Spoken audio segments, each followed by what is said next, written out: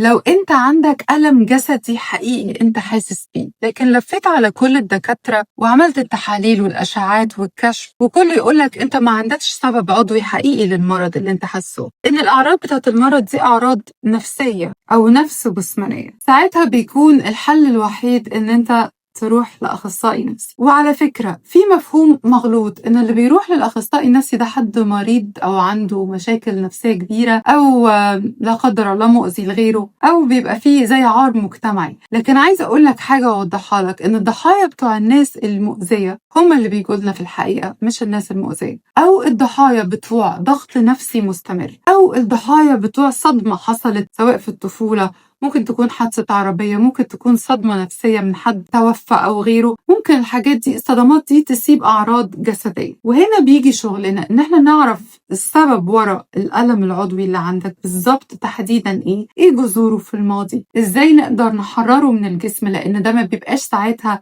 علاج نفسي بالشكل المفهوم، بيكون تحرير الصدمات من الجسم وإن العصب الحائر يرجع تاني يكون functioning بأحسن شكل. وأيوة الأعراض النفسية دي بتعمل ألم جسدي مش متخيل، ولا أنت موهوم ولا أنت بتهول أو بتتدلع، بالعكس بيبقى فعلا ألم حقيقي محسوس، لكن بيبقى وراه سبب نفسي. أحب أنكم تتجرؤوا ويكون عندكم الشجاعة أنكم تواجهوا السبب أو نحرره من الجسم مع بعض. وبأكد أن لازم الأول قبل ما نيجي الجلسة نكون متأكدين أن احنا مستبعدين الأسباب العضوية أو الطبية مع الطبيب المختص. لكن لو الفحوصات مطمئنة لكن الوجع موجود، يبقى احنا هنا محتاجين نسأل سؤال مختلف: ايه اللي جسمك بيحاول يقوله لنا؟ وعايزة أقول لكم على حاجة مهمة قوي، هو ممكن دلوقتي مش باين في الفحوصات الطبية، لكن إحنا عارفين إنه مع الزمن ومع الكبت ولو ما تحررش من الجسم ممكن يكريستلايز أو يتبلور في الجسم بشكل